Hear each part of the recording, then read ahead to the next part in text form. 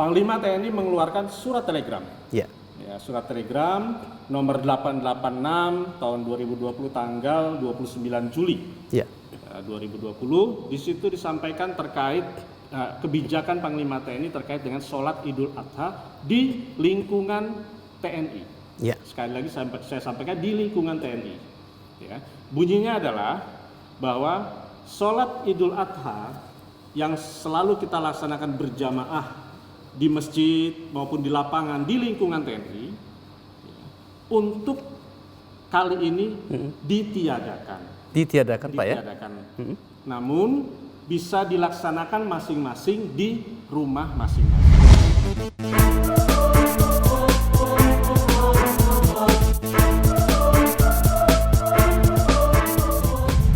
Tentara rakyat, tentara pejuang, tentara nasional, tentara profesional. Salam prajurit, salam merah putih. Welcome to podcast Puspen TNI. Halo sahabat TNI dimanapun berada dan bertugas. Terima kasih masih menyaksikan channel kami. Tak lupa juga saya menyapa rekan-rekan prajurit TNI yang gagah perkasa, yang saat ini melaksanakan tugas operasi dan non-operasi. Semoga kita semua selalu dalam lindungan Tuhan Yang Maha Kuasa. Sobat TNI, Idul Adha atau Idul Kurban merupakan hari besar agama Islam yang jatuh pada tanggal 10 Zulhijjah 1441 Hijriah atau tanggal 31 Juli 2020 Masehi. Pada hari tersebut dimaknai dengan peringatan akan peristiwa Nabi Ibrahim alaihissalam mengorbankan putranya kepada Allah Subhanahu wa taala. Selain peristiwa kurban, pada Idul Adha juga sebagai puncak ibadah haji. Dan umat muslim seluruh dunia melaksanakan sholat Idul Adha juga pelaksanaan penyembelihan hewan kurban. Sobat TNI, bagaimana pelaksanaan Idul Adha kali ini di tengah pandemi COVID-19? Dan saat ini telah hadir bersama kita Kepala Pusat Pembinaan Mental TNI, Laksamana Pertama TNI Dery Trisananto Suhendi, Sarjana Ekonomi. Assalamualaikum warahmatullahi wabarakatuh, Bapak. Waalaikumsalam warahmatullahi wabarakatuh, Pak Syam. Selamat malam. Salam, terima kasih. Senang Bapak hadir bersama saya.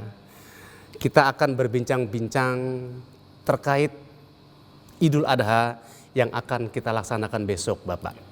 Mungkin kalau boleh saya menyampaikan atau bertanya kepada Bapak, bagaimana pelaksanaan sholat Idul Adha yang akan kita laksanakan besok yang dihadapkan dengan pandemi COVID-19 saat ini, Bapak? Sebelumnya saya mau mengulangi apa yang disampaikan tadi Pak Syam, bahwa Idul Adha ini kita di sini tidak hanya mengenang atau mempelajari daripada napaktilas Nabi Ibrahim alaihissalam. Baik. Tapi bagaimana kita meneladani, ya, meneladani daripada napaktilas tersebut, ya, melalui ibadah haji, melalui Idul Adha, sholat Idul Adha, kemudian pemotongan kurban. Bahkan kita juga bagaimana meneladani Rasulullah SAW yang pada akhirnya kita bisa melaksanakan atau bisa memperingati Idul Adha. Ya. Terkait dengan sholat Idul Adha yang akan dilaksanakan besok, kita TNI mengacu kepada surat edaran dari Menteri Agama. Baik, Bapak. Nomor 18 tahun 2020, juga Fatwa MUI ya, nomor 36 tahun 2020, di mana di dalamnya disampaikan panduan-panduan untuk melaksanakan sholat Idul Adha terkait dengan protokol COVID-19. Ada beberapa yang memang harus kita laksanakan dalam protokol tersebut. Ya, pada dasarnya kita melaksanakan protokol yang sudah pernah kita laksanakan sebelumnya, yaitu menjaga jarak, ya, kemudian mencuci tangan, menggunakan masker, ya kan, menghindari kerumunan. Namun ada beberapa yang spesifik, yaitu misalnya di masjid. Di masjid itu harus ada petugas khusus yang akan mengukur suhu tubuh.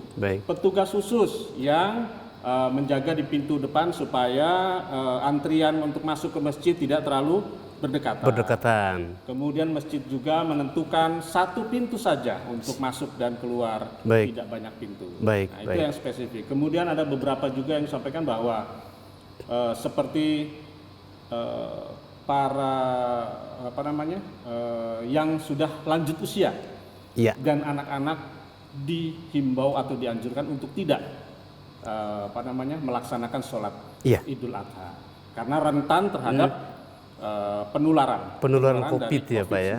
Baik Bapak, baik. Ya. Terkait dengan di lingkungan TNI, ya ini baru keluar kemarin Pak. Ini ya saya sampaikan di sini bahwa Panglima TNI mengeluarkan surat telegram. Ya, surat telegram nomor 886 tahun 2020 tanggal 29 Juli 2020. Di situ disampaikan terkait kebijakan Panglima TNI terkait dengan sholat Idul Adha di lingkungan TNI. Sekali lagi saya sampaikan di lingkungan TNI. Ya. Bunyinya adalah bahwa sholat Idul Adha yang selalu kita laksanakan berjamaah di masjid maupun di lapangan di lingkungan TNI, untuk kali ini ditiadakan. Pak ya. Namun bisa dilaksanakan masing-masing di rumah masing-masing. Oh begitu. Jadi yang ditiadakan itu adalah di masjid atau lapangan yang berada di lingkungan TNI. Sekali lagi di lingkungan TNI. Iya. Itu. Jadi itulah kebijakan Panglima TNI terkait dengan pelaksanaan sholat Idul Adha di lingkungan TNI untuk tahun ini. Baik, Bapak mohon penjelasan bahwa Idul Adha terkait dan identik dengan pemotongan hewan kurban. Lantas bagaimana teknis pemotongan hewan kurban dan pembagian daging kurban yang lagi-lagi dihadapkan pada situasi pandemi ini Pak? Kembali lagi, saya sampaikan untuk sholat Idul Adha, kemudian penyembelihan, semua kita berdasarkan dari surat edaran Menteri Agama dan juga dari fatwa MUI. Untuk penyembelihan hewan kurban, sama seperti yang untuk panduan dari sholat Idul Adha tadi, intinya adalah selalu kepada protokol kesehatan COVID-19. Ya, yang intinya adalah jaga jarak, pakai masker, cuci tangan dan lain-lain. Tapi ada beberapa hal khusus yang perlu disampaikan untuk penyembelihan hewan kurban, yaitu apabila penyembelihan hewan kurban itu tidak bisa dilaksanakan saat itu, karena jumlahnya banyak, kita bisa memanfaatkan bekerja sama dengan tempat pemotongan hewan yang sudah ada, yang sudah artinya sudah direkomendasi oleh pemerintah. RPH itu ya Pak ya? Tempat pemotongan hewan. Itu yang pertama. Yang kedua, kita memanfaatkan hari tasrik.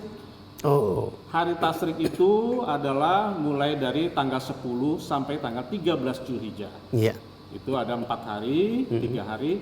Bisa kita mengatur pemotongan itu, misalnya jumlah kurbannya ada 10 atau 20 misalnya, kita bagi hari ini 2, hari ini 3, sehingga tidak menimbulkan kerumunan. Tidak menimbulkan kerumunan. Nah itu untuk pembagiannya tetap dilaksanakan sesuai dengan protokol yang ada. Oke. Gini Pak, kalau tahun lalu ya Pak ya, biasanya si penyumbang kurban atau orang yang mau berkurban, apakah itu mungkin kambing atau sapi, anggaplah sapi. Biasanya kalau seseorang yang berkurban sapi, itu bapaknya, ibunya, istrinya, anaknya, semua ingin melihat bagaimana kurbannya disembelih. Dan saya ingin menyaksikan si keluarga tersebut. Kira-kira pada saat sekarang ini, boleh nggak itu Pak, seperti itu Pak? Kalau dibilang boleh, ya kita lihat aturan yang ada sekarang ini adalah dibatasi. Dibatasi artinya kita tidak boleh ada kerumunan.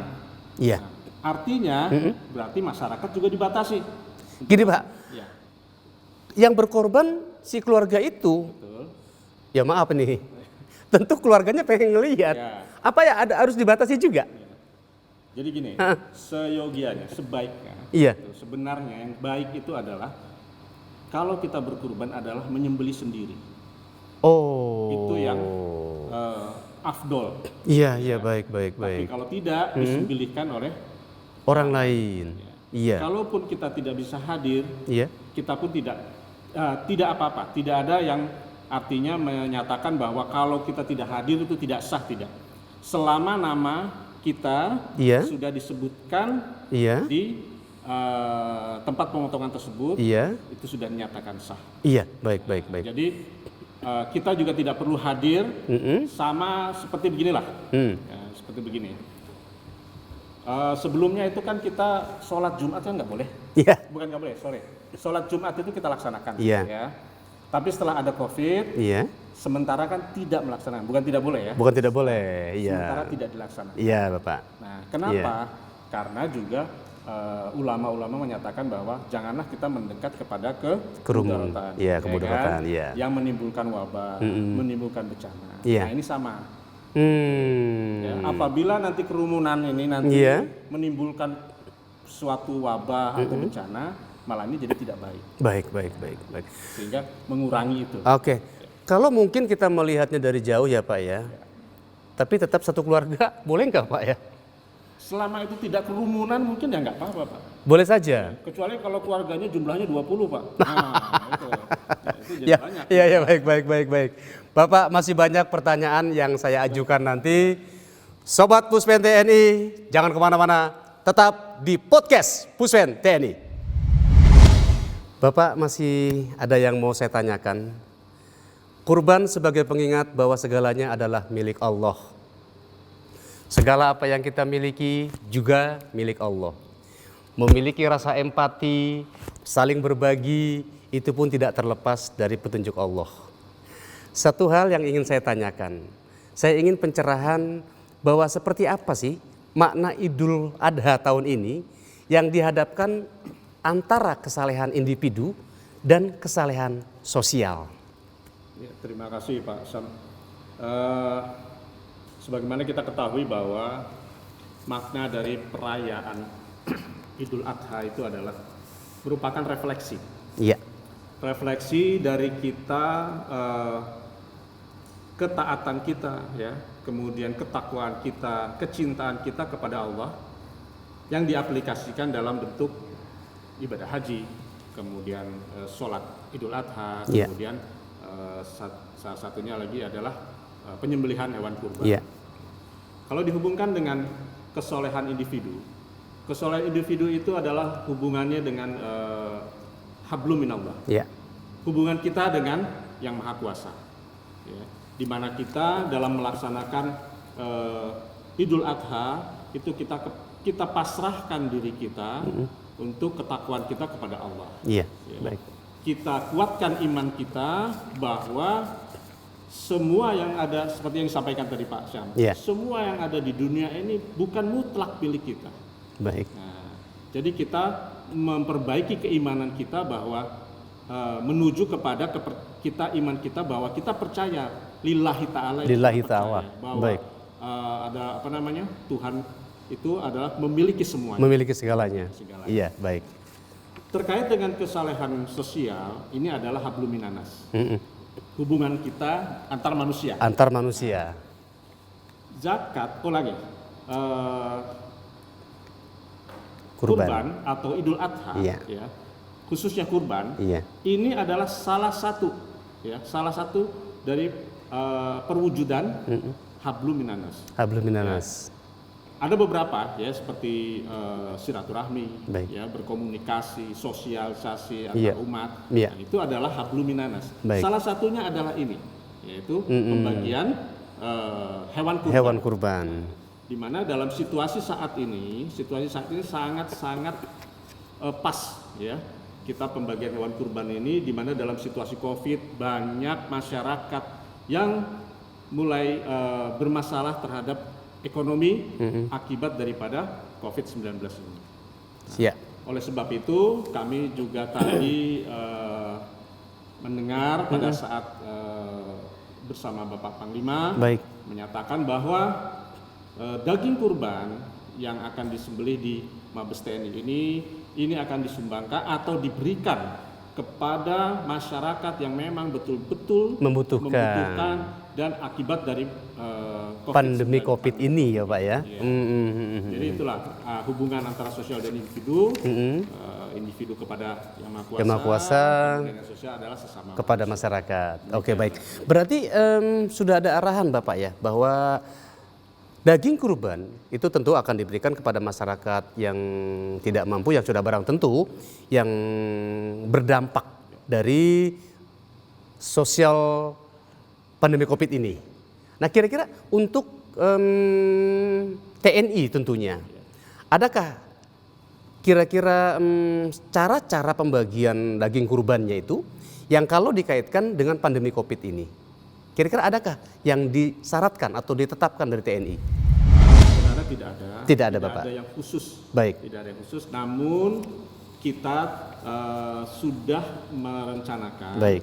Dalam pembagian tersebut tetap harus mengutamakan kebersihan, ya. Dan kami lihat memang kita sudah menyiapkan beberapa perlengkapan atau peralatan.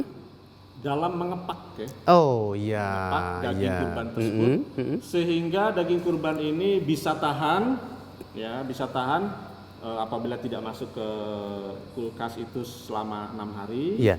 Tapi kalau masuk kulkas itu bisa ya lebih dari 6 hari. Baik. Ini sangat bermanfaat karena apa? Apabila ini kita bagikan kepada masyarakat yang jauh misalnya di luar Jawa atau di daerah yang kecil, itu masih bisa kita sampaikan karena daya tahannya masih kuat. Baik. Nah, itu yang kemarin kami lihat seperti itu. Oke. Oke. Baik Bapak, ini ada mungkin saya mau bertanya. Kira-kira peran pusat pembinaan mental ini terkait pandemi COVID yang saat ini masih berjalan. Kemudian adakah Pusbintal memberikan pencerahan atau mungkin arahan-arahan terhadap anggota TNI juga kepada keluarga TNI, Pak? Ya. Memang secara khusus ya Pak ya. Secara khusus Pusbintal ini tidak mempunyai tugas pokok untuk memberikan pencerahan seperti itu. Namun kita merasa punya tanggung jawab juga. Oh gitu. Punya tanggung jawab juga untuk membantu pemerintah dalam hal ini TNI untuk mensosialisasikan atau pencerahan kepada masyarakat atau kepada lingkungan TNI. Lingkungan TNI, baik. Yang kami lakukan adalah kami punya program kegiatan. Ya, salah satunya yaitu kita sering memberikan ceramah-ceramah agama. Baik itu agama Islam, ya kan, agama Nasrani, Hindu, Buddha. Baik. Nah, disitulah kita sisipkan pesan-pesan tentang protokol COVID-19. Disitulah kita sisipkan ceramah-ceramah tersebut, termasuk kegiatan-kegiatan lain yang menjadi programnya Pusbintal. Baik. Nah, kita sisipkan itu tentang COVID-19 dan bagaimana penanggulangannya, bagaimana menghadapinya. Baik. Seperti itu. Baik. Berarti peran serta Pusbintal dalam rangka mensosialisasikan pencegahan penyebaran COVID-19 mungkin sudah berjalan berdasarkan sisipan-sisipan kepada beberapa agama yang ada di Indonesia tentunya. Masih banyak pertanyaan yang akan saya tanyakan kepada Bapak. Sahabat Puspen TNI, tetap di tempat.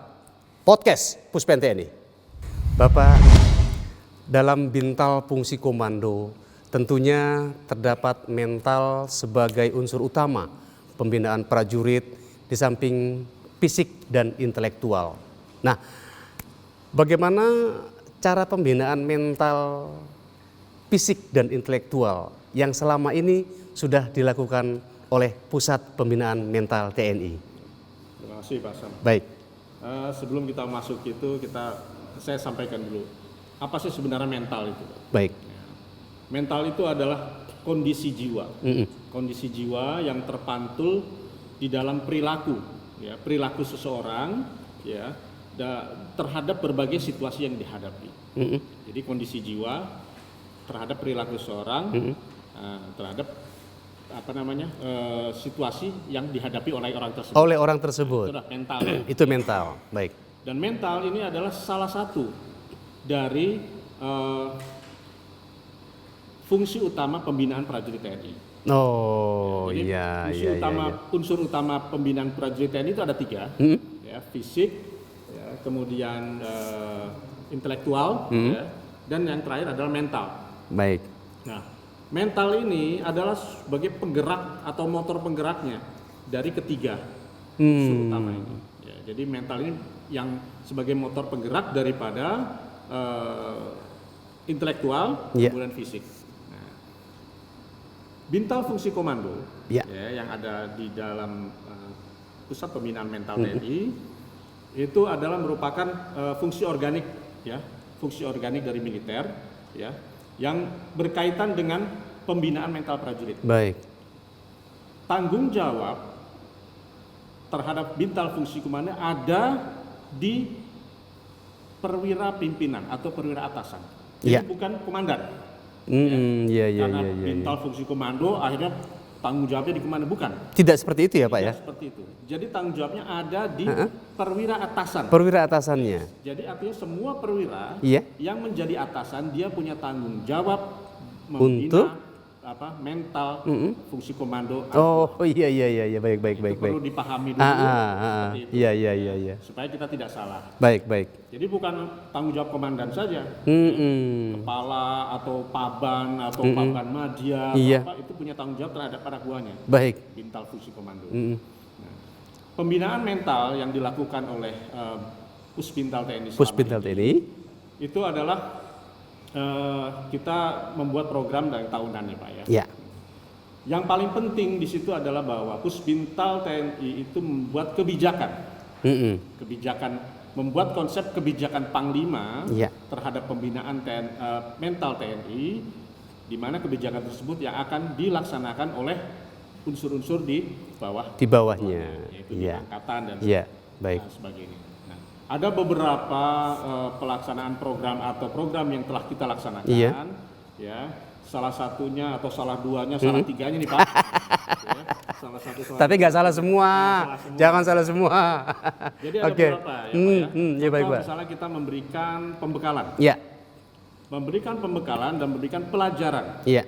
kepada siswa sekolah staf dan komando angkatan, Iya. juga kepada siswa sekolah dan staf komando TNI, Ya. Sesko TNI dan Baik. Sesko Angkatan. Kita memberikan pembekalan Baik. tentang Bintal Fungsi Komando. Komando.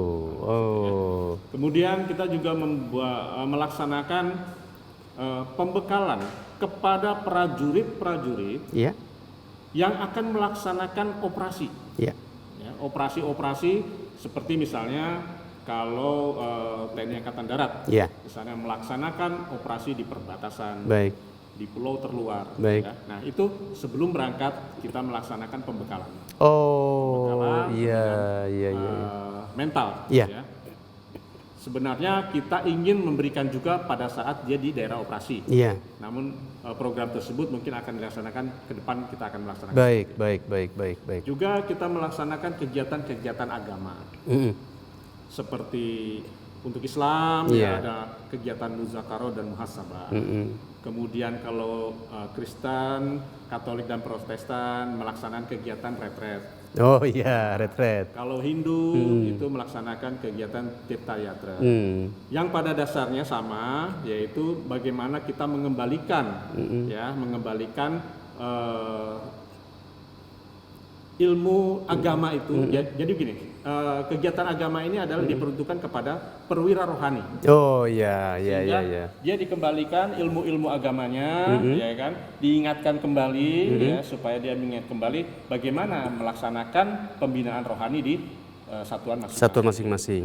Ya. Dan ada juga kita memberikan program konseling di lembaga pemasyarakatan militer.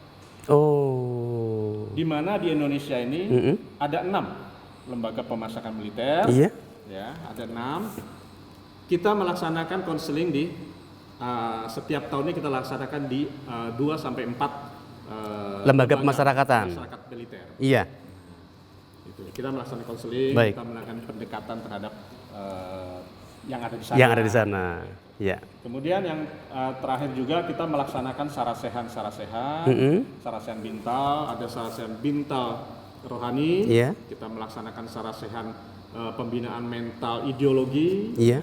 pembinaan mental tradisi dan kejuangan, kemudian kita melaksanakan sarasehan tentang pembinaan mental dari sisi psikologi. Oh gitu, Jadi baik. itulah beberapa kegiatan yang kita laksanakan dalam rangka pembinaan mental untuk prajurit TNI. Nah, Bapak tadi mengatakan bahwa ada beberapa pembinaan mental yang disampaikan di lapas-lapas ya Pak ya. Tentu yang Bapak maksud adalah lembaga pemasyarakatan umum, demikian. Bukan, lembaga pemasyarakatan militer. Oh, lembaga pemasyarakatan militer, bukan umum ya Pak ya. Nah, berarti selama ini pencerahan atau pembinaan mental terhadap, maaf, tanda kutip narapidana ya Pak ya, sudah berjalan untuk memberikan pembinaan mental pada lapas-lapas tersebut. Sudah berjalan. Sudah berjalan. Kita melaksanakan ini bekerja sama dengan Babinkum TNI. Babinkum TNI. Kemudian kita juga bekerja sama dengan Bintal yang berada di daerah.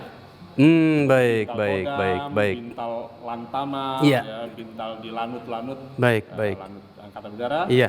Kita bekerja sama dalam rangka memberikan pembekalan sekaligus konseling Konseling, iya. untuk penghuni yang ada di Di tersebut. lapas lembaga pemasyarakatan militer. Militer Pak ya. Nah, terkait konseling atau mungkin pembinaan mental dalam situasi COVID-19 sekarang ini, apakah tetap protokol kesehatan dilaksanakan di sana? Tetap dilaksanakan. Sekarang ini pelaksanaan kegiatan kita laksanakan melalui virtual. Oh begitu, ya. Apabila kita bisa melaksanakan secara fisik, namun kita batasi orangnya. Hmm. Kemudian kita tetap protokol itu kita jalani. Tetap dijalankan ya? Tetap dijalankan. Luar biasa. Pusbintal sudah banyak bekerja tentunya Pak ya dalam rangka menghadapi dan mencegah penyebaran COVID-19. Baik Bapak, tentu dari perbincangan saya pada malam ini, kira-kira apa sih pesan Bapak? Atau mungkin Bapak ada ucapan gitu yang mungkin bisa disampaikan kepada TNI, yang mungkin juga teman-teman kita yang sedang bertugas. Kira-kira silakan Bapak menyampaikan. Ya. Ya baik. Kepada seluruh prajurit TNI, pegawai negeri sipil, dan juga keluarga besar TNI, dan seluruh masyarakat dalam rangka memperingati Idul Adha 1441 Hijriah, agar seluruhnya selalu mematuhi protokol kesehatan atau protokol COVID yang telah ditentukan oleh pemerintah, agar kita bisa selalu menjaga kesehatan, ya, kemudian tetap menjaga keamanan dan keselamatan diri pribadi, keluarga, dan juga lingkungan. Kemudian atas nama Pusat Pembinaan Mental TNI, saya Kapus Bintal TNI beserta seluruh personel Pusbintal TNI mengucapkan selamat Hari Raya Idul Adha 1441 Hijriah. Semoga kita dapat meningkatkan keimanan dan ketakwaan kita kepada Allah Subhanahu wa taala dalam mewujudkan kehidupan baru ya, atau new normal yang produktif dan aman. Demikian. Baik, Bapak, terima kasih atas kehadirannya dan bincang-bincang pada malam ini. Mudah-mudahan apa yang telah Bapak sampaikan bermanfaat untuk kita semua. Demikian Sobat Podcast Puspen TNI. Jangan lupa subscribe pada channel kami dan tentunya salam merah putih.